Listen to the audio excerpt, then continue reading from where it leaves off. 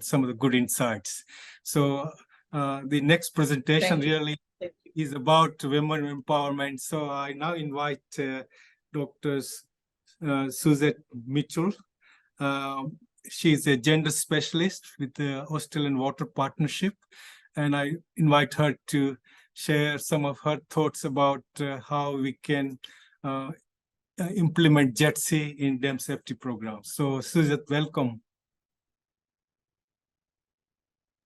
Thank you very much. And I have to say, I really am, oh, I jumped a slide. I really am honoured to be in a room where we actually have two phenomenal women leaders in this sector who are Indian. So, you know, having an old white woman probably isn't as useful.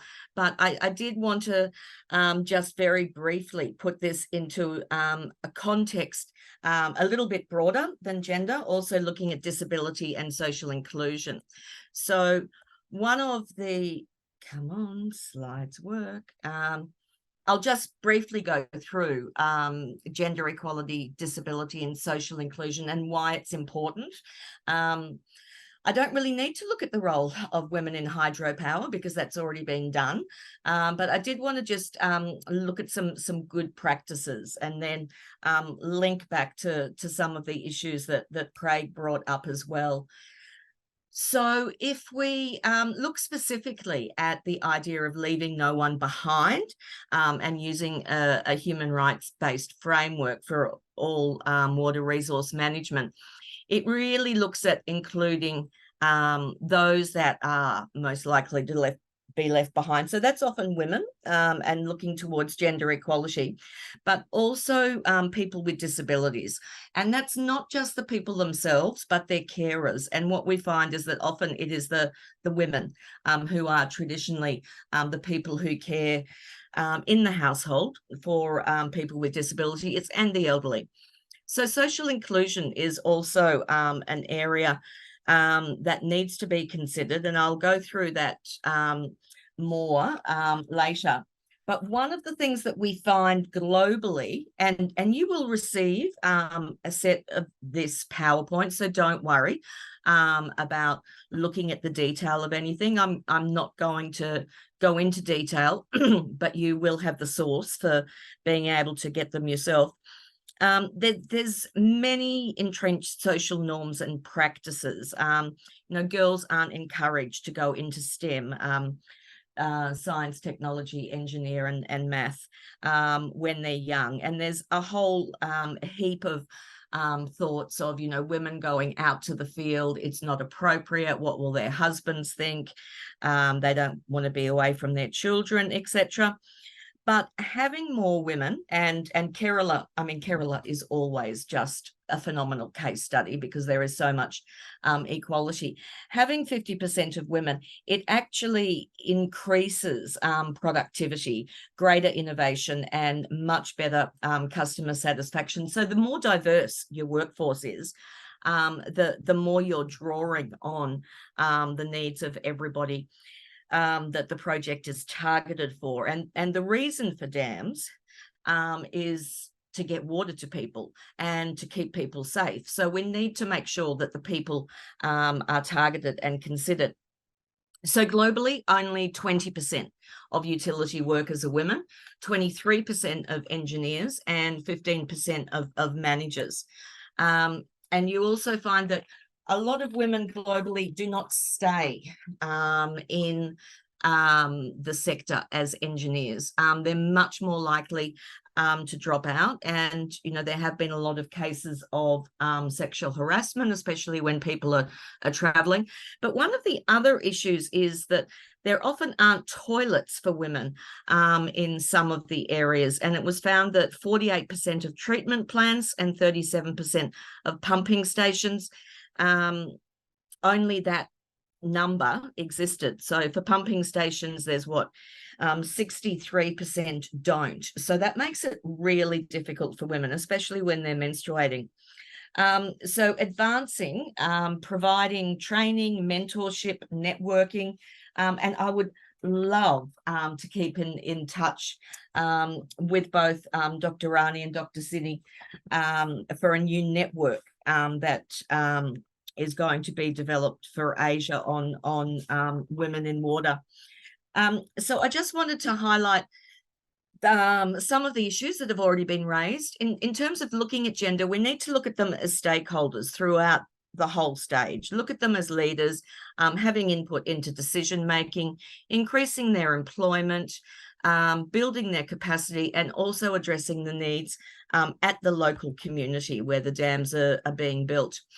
Now, one of the really interesting parts about the DRIP project mentioned earlier is that it is a World Bank funded study. And one of the things that's stated is that to meet World Bank standards on gender, it's really important that projects carry out sub-project specific assessments from a gender perspective, holding separate focus group discussions with women households and those most likely to be affected in the case of dam emergencies.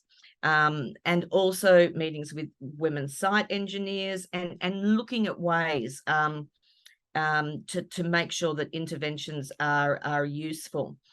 And then it's also really important in any projects that are funded internationally to look specifically at gender-based violence, sexual exploitation, abuse, and harassment. And this, I've taken this from an excellent 20-page strategy developed by the DRIP 2 project. We need to acknowledge that there will be workers in any area where there's rehabilitation or construction work happening, and that automatically all around the world increases the demand for sex work, and it can even increase the risk for trafficking or early marriage, because they will see young men coming into the area with increased income, which could be seen as an asset for marriages. There is also a risk of sex between labourers and minors. So all of these things need to be considered with adequate structures in place to complain in a process which is confidential and really respects the right of those reporting. So one of the other areas is that that's considered as the source for gender-based violence being more common in civil projects and rehabilitation work is that these young men are away from their families and potentially their wives, and they're behaving in a different way. When you have more women on teams, it normalizes things because that's how we live, men and women together.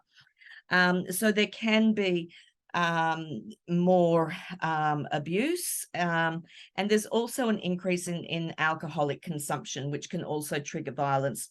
Also, the local men can become jealous of the men coming in, also because they have increased income. I also wanted to move briefly on to disability. Now, the World Bank have developed a very good resource on including persons with disability in the water sector. It's a guidance note, and I'll leave that as a reference that you can look at in more detail. But it's not just the fact you've got pictures of someone with crutches and someone in a wheelchair and someone with a cane, but it's not just physical accessibility. It's also attitudes and social stigma. Often they're seen as helpless or weak. They're not consulted. It's too hard to get to them. It's seen that their views aren't important. But it's really important because these are the people who are most likely to be left behind and have the greatest difficulty in getting benefits from programming. So it's very clear that dam safety affects women, children, and vulnerable groups differently. And that means that that the elderly and disabled, women from low-income areas are more vulnerable. And for people with disability, their reduced mobility means sometimes they may not get early warnings in a form that they can understand, or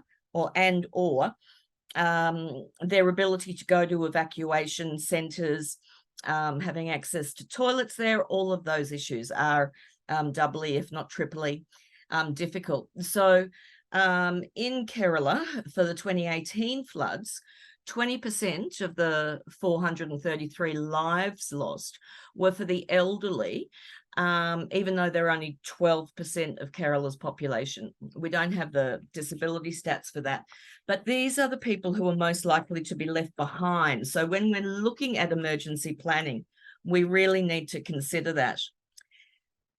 Now, there's also social inclusion, and you can have a look at this slide when you get it, because obviously the text is small, but it's really just about looking at the fact that there are other groups that are excluded. That often includes Indigenous groups, sometimes youth, and other groups that can be underrepresented. And the importance of including these groups, and within the DRIP2 project, these vulnerable households have been identified as people from scheduled tribes, scheduled caste, female-headed households, people with disabilities, those below the poverty line, if they're illiterate, landless and marginal farmers. So all of these groups come into this category of social inclusion.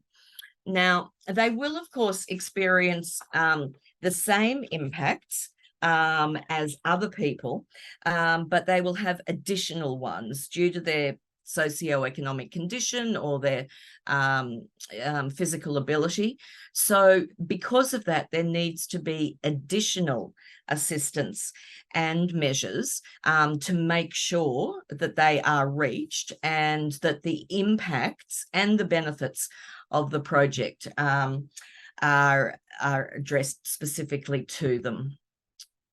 Now, that means consultation, and it's throughout all the processes. So meeting the needs of different groups will mean that there needs to be outreach to inform them. I said earlier, special focus group discussions. You may need to have different languages available. I've developed a lot of field tools that do not require literacy. And so it's really important that all of these issues are put into a way that is both gender, disability, and culturally appropriate. And then also, of course, for tribal communities, especially those downstream, suitable, the technical word of internal education content, materials so that they can effectively communicate and give them information. I'm going to stop sharing. Judy, if you'd like to start this video. It's a fabulous one from the World Bank, very short, but it's a bit of a change from talking heads.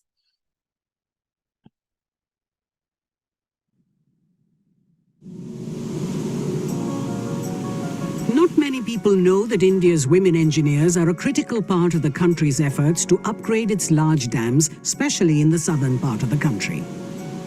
While handling such huge volumes of water can be a daunting task, these women take the job in their stride, managing, operating, and rehabilitating these complex structures with confidence and ease. Dam engineering, മറ്റുള്ള എഞ്ചിനീയറിംഗിനെ compare ചെയ്ത് നോക്കുമ്പോൾ managing വളരെയധികം ബുദ്ധിമുട്ടാണ്. കാരണം ഡാമിലെ water level ഏത് സമയവും, പ്രത്യേകിച്ച് മൺസൂൺ സീസണിൽ ഓരോ അവേഴ്സിലും നമ്മൾ പ്രത്യേകിച്ച് വാച്ച് ചെയ്തുകൊണ്ടിരിക്കേണ്ടതായിട്ടുള്ള കെയറിങ് ആവശ്യമായിട്ടാണ്. Before entering to the project, we'll fear of that it's a dam, it's a very big structure, it's very difficult to manage. If we study the pattern or behavior of a dam in a systematic way, we can manage it. Being a dam engineer, my first responsibility in protecting the safety of the downstream people as well as the safety of dam. During high-pressure situations such as sudden floods, the women engineers spend day and night at the dams, constantly monitoring the water levels, making a series of complex calculations and acting quickly to ensure safety. Mainly the entire team consists of ladies, and they were halting here and they were regularly monitoring the levels and releasing the water accordingly. So operation of gate is not as simple as we open a door in our houses. There are so many calculations. Water level raise ചെയ്യുന്നത് അനുസരിച്ച് എത്ര quantity വെള്ളം നമുക്ക് down stream ഫേസിലുള്ള വാട്ടറിന്റെ ലെവലിന്റെ സിറ്റുവേഷനും കൂടി നോക്കിയിട്ട് എത്ര water വെള്ളം നമുക്ക് ഡൗൺ സ്ട്രീമിലേക്ക് ഒഴുക്കി കളയാം എന്നുള്ളൊരു കണക്ക് നമുക്കുണ്ട്. The women have also introduced innovative measures to rehabilitate the old dam structures. For instance, they have pioneered the use of geomembranes to contain the seepage of water through the dam walls. For India's women dam engineers, it's the dedication to the task that matters.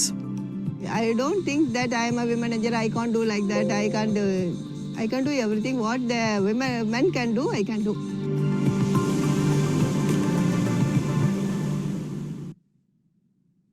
So there you go, Dr. Rani. We're actually putting you on the big screen as well, which is great. And how fortunate are we to have you here with us today? Incredible. So I'm sharing screen, but it's not moving. Okay, so with gender as well as other social issues, it's important to take a twin track approach. So that means within all of the activities we do, mainstream them, make sure that women have access,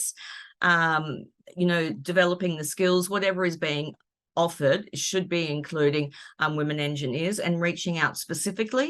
Often you'll find, there just weren't any women that applied. Well, they may not. You have to look at specific ways to attract them. And then also having gender specific approaches. So mainstreaming, but also specific. And so this can be through specialized training or linkage into professional networks, which is always very supportive, having people to talk to. Men often go and have a beer, but that's not something that women traditionally do or feel comfortable doing. So having those professional networks, whether it's online or meeting for a coffee. So this really goes into, again, the flood mitigation and preparedness issues. And we know that that's a huge problem in India as it is all around the world. I'm not going to go into these frameworks, but I have put the source for this at the bottom. There certainly are a lot of gender and social inclusion specific issues when floods and disasters happen. So it's generally around looking at the prevention and analysing what happens, that, women are less likely to climb trees in a sari. They're looking for the kids, they're taking care of the elderly, they're caring for the disability. So what are the implications of that? And that translates into loss of life and livelihood, impacts on income, access to food, increased violence, even in evacuation centres. And then the disease, waterborne disease, the care of family members falls onto women, lack of sanitation and clean water likewise. And so there is extensive risks. So there is a need to look into the issues of inequality. Ooh, time for me to have only 5 minutes left. And so there's also another World Bank resource that looks at the gender dimensions of disaster risk and resilience. And it's looking specifically here, the factors shaping it is exposure, vulnerability, access and involvement in preparedness, and coping capacity. I'm just going to very briefly mention disability as well, because it's critical. So the World Bank has also produced a guidance series with disability inclusive disaster recovery. So there are a lot of resources around that are very useful and can be used, and they've got some quite practical diagrams that conceptualize the process, which, as I mentioned for gender, are really looking at safeguards, community healthcare and disability support, and making sure that local providers of support are both included in emergency preparedness and have the knowledge and skills to engage directly and know those who are most at risk, making sure that they have a communication plan, liaising directly with organisations of people with disability. So a lot of consultation and making sure that moves into action plans. So they were the key issues that I wanted to raise to try and link in with Dr. Rani and Dr. Sini's excellent presentation. So as I understand it, we move to questions, but I shall stop speaking. Thank you. Thank you, Suzette.